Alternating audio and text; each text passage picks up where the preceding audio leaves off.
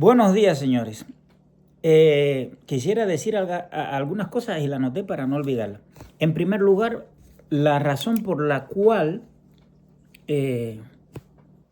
las dos últimas veces he hablado en otro idioma que no sea el español. ¿Por qué? Por una campaña a favor de Cuba que está teniendo lugar en Canadá. Y es que muchas personas, como yo se los digo, ¿no? Porque esto ha sido incluso en personas que son personas muy oportunistas, muy inocentes o muy malvadas. Por ejemplo, en mi trabajo nadie me habla de Cuba, porque sencillamente el término diplomacia no lo utilizo, dono argumento y a las personas no les gusta, porque al final les restrego en la cara a las personas, lo único que tú estás defendiendo son tus viajes por $700 a Cuba. Y entonces a la gente no le gusta. A veces te dicen, no, pero yo doy propina. ¿Y cuántas veces has dado $100 y todos se callan la boca? Así que esa es la verdadera razón. Exponer a esas personas que lo único que buscan es el mantenimiento de una dictadura a Cuba, que someta a Cuba, pero que a su vez continúa el trabajo esclavo y un viaje a Cuba en un hotel en muy buenas condiciones. Hay que reconocerlo, los hoteles tienen buenas condiciones. Ya que he podido compararlo, viaje a otro país, viaje a México y la diferencia es abismal, pero los precios también. Es en México, que evidentemente no se comparan. En el caso de los que yo conozco, ¿no? Varadero, Callería Norte de Villa Clara, pues sencillamente está en muchas peores condiciones. No estoy diciendo que esté mal, ¿no? Pero que ellos están mejores. No estamos hablando de las cuestiones de pintura y de sábanas y de toallas. En sentido general, todo el hotel, pero sin embargo cuesta 5 veces menos. Y eso es lo que están defendiendo esas personas. Punto y aparte. Otra cosa, que es lo que hace días, o sea, cualquiera puede decir, coño, pero de una semana de atraso, es sobre las conversaciones que supuestamente están teniendo lugar y que se hizo eco de toda la mayoría de los medios, influencers, de lo que dijo Axios. Bueno, el que tenga algún conocimiento de quiénes son esas personas de Axios, pues bueno, son quizás es el medio informal de lo que se comenta en los pasillos de Washington sobre las conversaciones de Marco Rubio y el Cangrejo. Pero hay algo que tenemos que tener claro. La primera, y ahí es donde tenía la acotación, la primera vez que yo personalmente oí hablar de Marco Rubio, que lo vi, no sabía que había un cubano americano en ese momento, bastante joven, y es en una conferencia de prensa y están los periodistas de Granma. Esa fue la primera vez y le dio un vuelco sublime a la pregunta insidiosa que hicieron los informadores de Granma, que bueno, todos los otros periodistas allí presentes pues empezaron a estar molestos y Marco Rubio fue el que dijo, no, cálmese, yo voy a responder, y le respondió y por supuesto le metió un taponcito y dije, caramba, y a partir de ahí fue que yo empecé a tener mucho más conocimiento de quién era Marco Rubio. Entonces, si conoces a Marco Rubio, cómo se proyecta, pues evidentemente no puedes aceptar como cierto, como una posibilidad, el que Marco Rubio esté conversando directamente con la familia Castro y mucho menos con el Cangrejo. Evidentemente, quien sostiene las riendas del poder en Cuba es Alejandro Castro, pero cualquier, y no es que yo tenga una bola mágica ni que tenga toda la información, es sencillamente especulación sobre la base de lo que sí es cierto, de lo que tenemos certeza, y esa personalidad de Marco Rubio, y es lo que conocemos de la otra parte. Y digo conocemos no utilizando yo como plural, sino que se conoce, que tú puedes conocer en lo que es público sobre Alejandro Castro. En primer lugar, Alejandro Castro es una de las personas que pudiera entrar en conversaciones, pero Marco Rubio no aceptaría. Y el Cangrejo, pues sencillamente, hasta el nombre lo dice, Cangrejo. No es alguien con el que se pueda conversar. Ahora, sobre este tema hay algo importante que yo lo traigo a colación, no puedo decir que sea o no cierto, no puedo decir así, pero algo me induce a pensar que por ahí, como decimos los cubanos, pueden andar los tiros.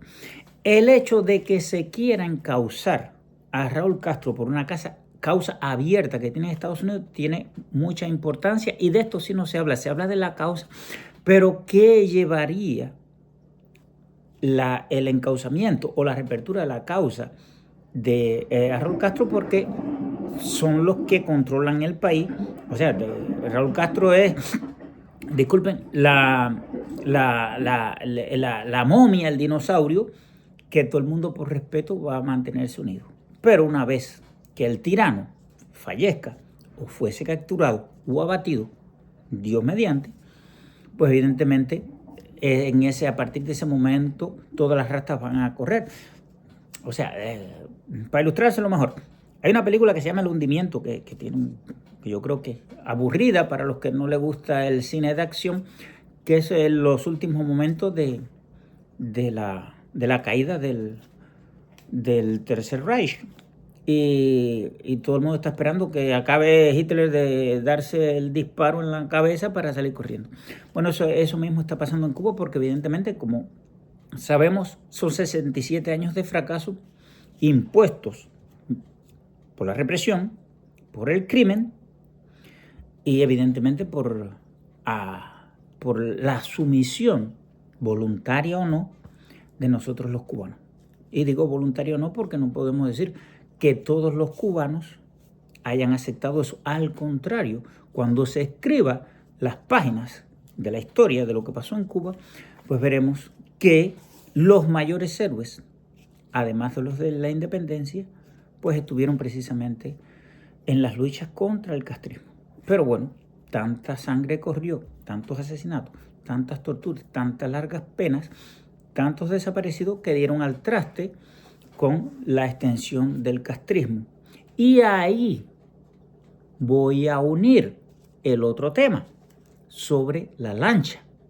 O sea, di mi opinión ya sobre por qué de vez en cuando, y lo voy a continuar haciendo, hablo en otro idioma, como que si hay conversaciones, evidentemente, no estoy de acuerdo con lo que diga Axio y yo no creo que tenga la verdad absoluta, pero Marco Rubio jamás aceptará lidiar con los Castro, porque los Castro no son la solución a Cuba. No hay nada que negociar con ellos porque ellos son el resultado. Cuba está así. Y ahora vamos a hablar de todas esas personas que a lo largo de décadas no solo que han sufrido y han levantado las voces contra el castrismo, sino con lo más reciente, con el tema de la lancha. Mire, caballero, yo no puedo especular, pero sí puedo dar una opinión. En los 90 personas también fueron a Cuba y siempre lo estuvieron esperando. O sea que tenemos que tener la duda de que eso no haya estado organizado, no directamente, evidentemente, no directamente por la inteligencia castrista, pero evidentemente detrás, entre bambalinas, están sus manos. En Cuba las costas están bastante desprotegidas, pero sería muy tonto pensar que fue una coincidencia que ellos que estuvieron ahí.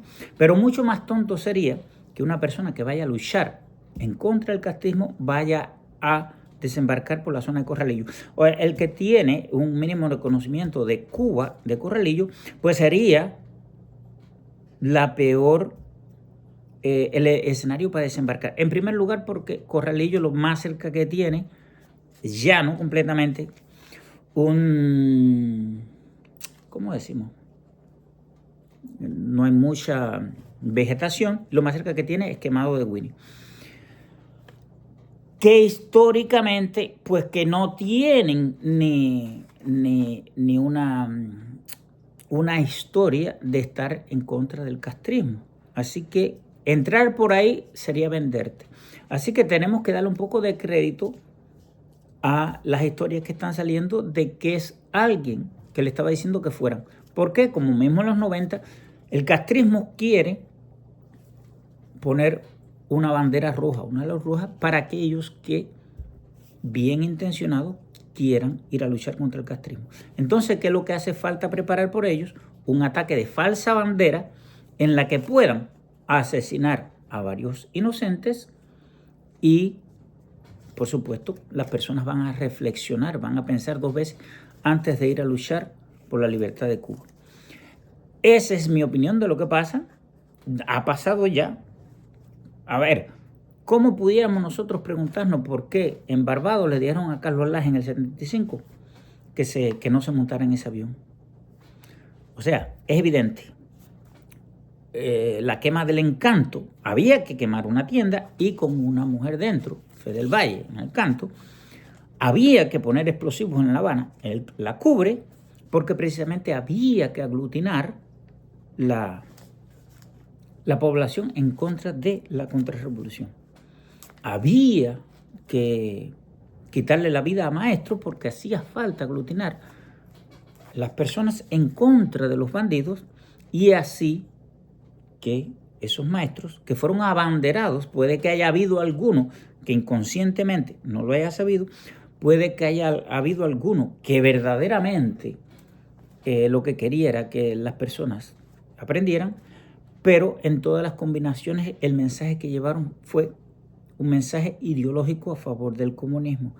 Tú puedes, como mismo siempre digo, tú puedes tener una opinión en contra de alguien, por ejemplo, muchos cubanos, me encuentro demasiado, que tienen una opinión desfavorable a Otaola y los argumentos que utilizan pudiéramos decir que son copia conforme de lo que dice en el noticiero.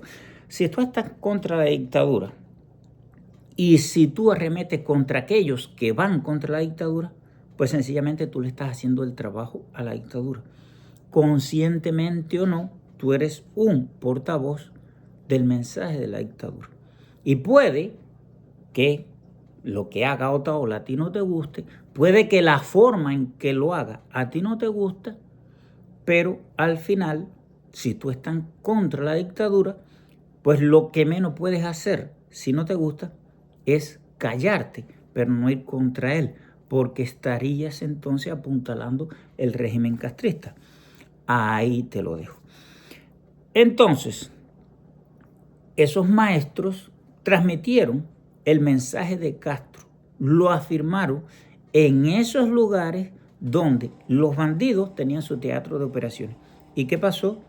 La gran mayoría de esas familias alfabetizadas fueron contra los bandidos. Los que no fueron contra el bandido, pues lo metieron en campos de concentración o en esas ciudades fantasmas que hicieron a lo largo y ancho de todo el país. Y voy a hacer un aparte.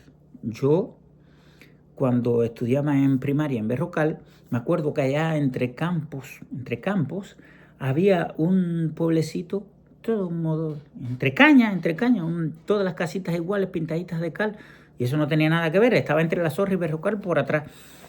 Y yo me acuerdo que un día fuimos, eran personas muy blancas. En La Zorra, personas que son descendientes directamente de haitianos. Y detrás de Berrocal me acuerdo que aún se hablaba creol en Cuba, que había 2 en mi aula que al salir de la escuela hablaban creol. Parece extraño. En Amancio, en los 2000 yo fui y todavía encontré personas que hablaban creol. Eso hay muchas personas que no lo saben, pero en muchas partes de Cuba, Esmeralda, tú encuentras muchas personas que todavía hablan creol. En ese momento conocí varios haitianos directos y un jamaicano, me acuerdo, que se llamaba Juan. Entonces no había manera yo le pregunto a mi papá después que fuimos ahí, que el hombre fue de lo más agradable, estoy como si lo estuviera mirando, evidentemente, probablemente han pasado más de 50 años que ha perdido la vida, porque una persona bastante adulta en ese momento, y nosotros seguimos. Y papi, esta gente, y me dijo, no, esas personas son de Pinar del Río. Los tenían aislados. Esas personas, la única vez que yo vi a esas personas bien blancas ahí, los tenían aislados. Ahí no se podía ir. Pero mi papá, y aquellos que me conocen, era mi papá. Quizás yo tengo un poquito de él. Bueno, así que los maestros extendieron la voz del castrismo, el castrismo siempre se las apaña para crear una, digamos, disidencia y crear acciones para impedir que la disidencia se expanda. Por ejemplo, una operación maestra para acabar con San Isidro, todo el movimiento de Patria y Vida, pues ustedes se acuerdan de aquel Junior, vestirse de blanco en noviembre, etcétera, etcétera, y todo el mundo una rosita, y muchas personas le creyeron, pero no hace falta, yo no tengo la información de que haya sido la seguridad del Estado, pero hay que ser muy tonto para no saber que fue la seguridad del Estado. En primer lugar, Junior salió de la nada, tomó posesión del espacio que tenía el movimiento San Isidro y de buenas a primeras salió de España. Y usted que está en Cuba, o usted que ha salido de Cuba, pregúntese si es fácil salir de Cuba. Mucho más aún salir de su casa si usted tiene no solo los medios internacionales, sino la seguridad del Estado. Que la seguridad del Estado te va a plantar al lado tuyo, precisamente, personas inimaginables de tu familia, personas muy allegadas a ti.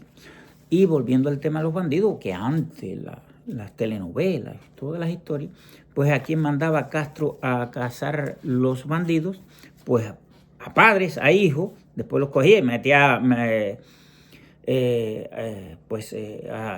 le quitaba la vida al alzado y al padre, el hijo, el sobrino, el hermano, el amigo, pues lo metía en prisión 200 años para que sus historias no salieran. Pero eso estaba hasta en la televisión, así funcionaba. Para evitar combate, pues mandaba un familiar. Como los bandidos no eran tan malos, pues los revolucionarios, que si eran buenos, pues al final acababan enviando al que lo ayudó a prisión, y aquel que ha sido capturado, pues evidentemente sabemos, no en vano, Castro es responsable de más de 20.000 vidas perdidas. O sea, y Batista era el malo. Con Batista no se fueron 3 millones de personas de Cuba. Con Batista no hubo 20.000 personas que perdieron la vida.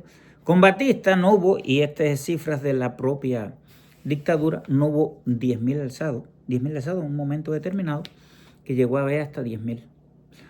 Pues el Junior pues apareció de la nada, se fue, así, irse de Cuba es fácil. ¿Y qué pasó? Bueno, cuando se fue, se llevó toda también la historia del movimiento San Isidro, que acabó con él. De lo único que oímos hablar ahora es de Michael Osorbo, que está encarcelado. De San Isidro, nada. Así que lo único que nos quedan son los ecos de la canción Patria y Vida, que todavía sigue siendo la espina en la garganta del lobo del castrismo. Ahora, bueno, yo creo que algo se me está quedando, pero realmente ni me acuerdo. Así que apunté la lancha, los ataques de falsa bandera, las conversaciones, lo de los otros idiomas. Así que, bueno, hasta ahora no creo que me quede nada. Vamos a seguir viendo cómo se desarrolla el tema Cuba, pero hay una cosa que sí está clara. Siempre lo repito, el castrismo no resiste 3 años más de Donald Trump.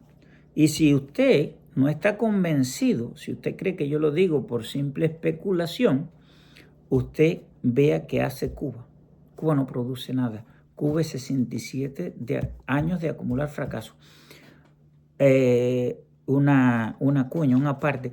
Hace unos días veía a una muchacha que decía que ella no resiste ver a Fidel Castro porque, bueno, era un tipo que imponía su respuesta y cuando no tenía respuesta pues se volvía prepotente.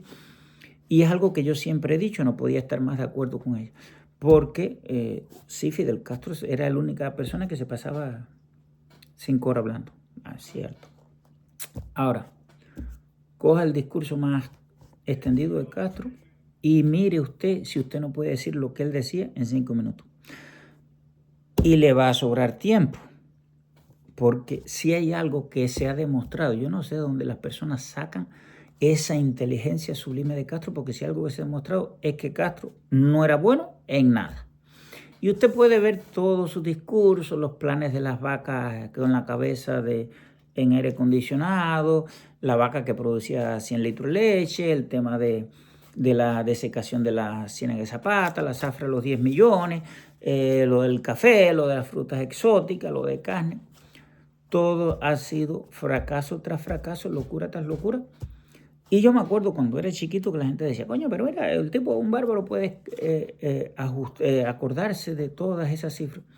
La historia la reescribían para que se acordara de esas cifras. Pero además, recordar una cifra de la producción de azúcar, caballero, mi mayor respeto para el que no puede hacerlo. Pero un muchachito de primero o segundo grado, sí, se lo estudia 2 veces antes de ir a decirlo, se va a acordar. No entiendo cuál era la sabiduría. El único mérito que se le puede otorgar al castrismo es, por ejemplo, lo que ha pasado con esta lancha, que vuelvo y repito, ha pasado muchas veces de crear ataques de falsa bandera para oprimir al pueblo cubano. La represión, el control y la destrucción de la economía. Eso es lo único que se le puede dar como bueno a Castro, la capacidad que tenía de destruirlo todo. O sea, una versión negativa del rey Midas.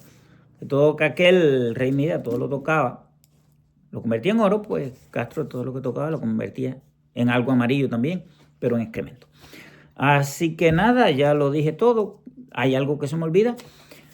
Y una última cosa.